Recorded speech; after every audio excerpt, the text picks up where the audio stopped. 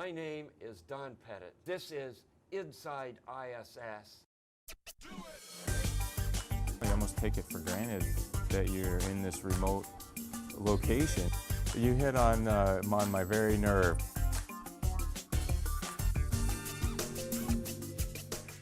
And who's this? This is Mike Massimino. Oh, you're not Mike Massimino. You don't look like you're from Tom New York. Marshburn. I'm doing my best to fill in for Mike Massimino. How is the communication with your family? Because we've got a number of different assets now so that you can stay in touch with your family. Tell me about those and how successful it was. You know, that's a good question because you want to be able to communicate, and now we have so many means to do it. You feel like it's no problem communicating at all. You almost take it for granted that you're in this remote location because we can call on the telephone, we can send email, and now we have live email. I don't know if you you have live email. Is it like putting a message in a bottle and throwing it out with No, you hit send and it goes and they get it, you know, whatever seconds later. As opposed to the old school days of three times a day. Yeah, 3 times a day. And you'd send a message out if you missed the ebbing tide.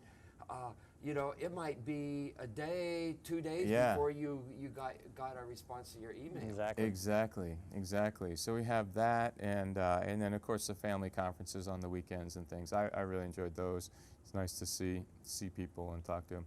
Although with all this other communication, you get to the Saturday family conference and you go, what am I going to talk about? We already talked about it last night on the telephone. I found the same thing. You get in the conference and it was great talking to my wife, but my kids were just sitting there squirming. They felt like, oh, I got to be there because Dad's in space. I got to be. But we'd already talked through other means and what are you going to talk about? What are you going to talk about?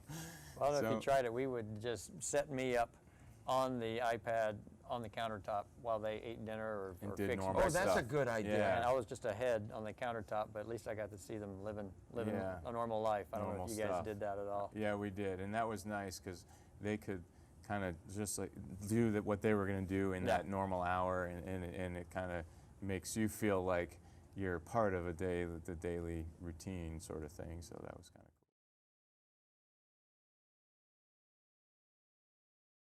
Being a Navy guy, likes everything battened down, all the hatches, you know, nice and clean, and it's always a perennial problem on the space station.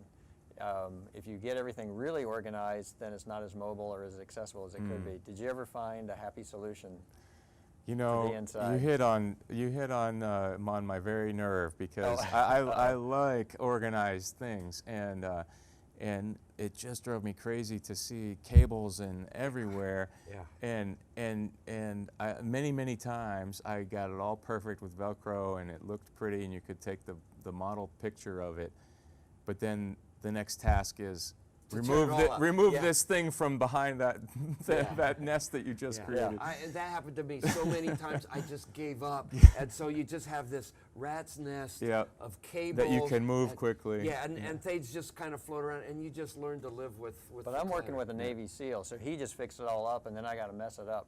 So I'd wait till you turn around, and then I'd grab the laptop I needed and pull it, move it and yank out all the cabling that I need to strain across the cabin again. Oh gosh. You know what was the other thing similar to this was just literally a couple days before I left, the bags of bags were getting out of control. Oh, these were bags of empty bags. Yeah, so we have, you know, there's a thing called a 3.0 CTB, which is 3 times a 1.0 CTB, and those are convenient. And 1.0 is about the size of a normal duffel bag kind of, like a suitcase or so. And so 1.0, that's kind of the gold standard for measurement. So they have a 2.0 bag and a 3.0 bag and these other big bags. And so I finally got fed up with, because we had 2.0s of 3.0s and 3.0s of 2.0s and 1.0s of halves and all these crazy combination of bags. And so I took a Sunday before I left and just kind of organized those bags, and I got it all pretty. And I'm sure by now, as bags come and go, and it's very hard to keep it organized like that, you know, because it's just the nature of life up there. You got to pull bags out and you got to put bags in. But that was I was happy to, and I took a picture of these MO2 bags, very neatly labeled with. It was that way when I left. That's huge. Yeah, I must It have was been that the guy way that when messed I it up. left. If it wasn't that way when you were there, it It's must have been Tom's fault. It's Tom's fault.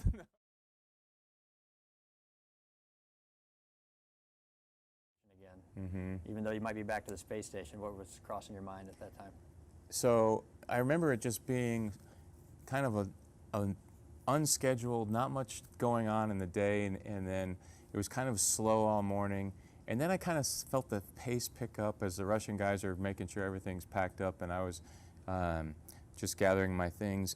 And I was having a bite to eat in Node 1. I got tapped on the shoulder, and next thing I know, it's time to go. And that hatch closed. And you said it before, you know, you just watch that hatch close, and you say bye to those guys, and you think, wow, that just closed a chapter of my life with that hatch, and a significant event in my life. And I remember thinking that was really kind of special what just happened, but I still got a big event to do here coming up, and let's hope the parachute opens, kind of thing. So now, so you closed the hatch on station. A couple hours later, you opened the hatch back up, and you were on Earth. So what was that like? You know, we're coming down. It's just one crazy, wild ride, as you guys remember, that whole last part of the entry.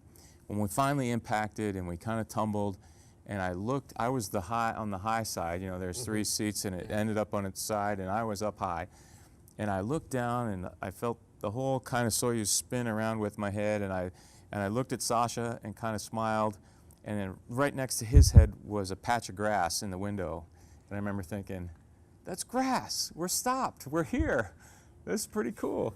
We made it. And we were all smiling and kind of shaking hands together inside the cockpit. And it was a really clear day, so the helicopters had no problem getting there almost instantly. And I think maybe 2-3 minutes later, I heard voices right outside the cockpit. That was pretty neat to actually hear other people's voices on the outside of our spaceship. Pretty cool. Any smells or feelings or anything like that? So that was interesting. When with the ventilation system, once that started going and they opened the valve, I can't remember the exact name of the valve, but a whole bunch of dust and Kazakhstan dirt was coming into our cabin, and Pavel was telling the guys, shut the valve, or stop doing what you're doing. And it just kind of filled with this mist of fine dirt inside our spaceship. You could kind of write your name on the panel in the dirt. And then I knew we were definitely back on the ground then.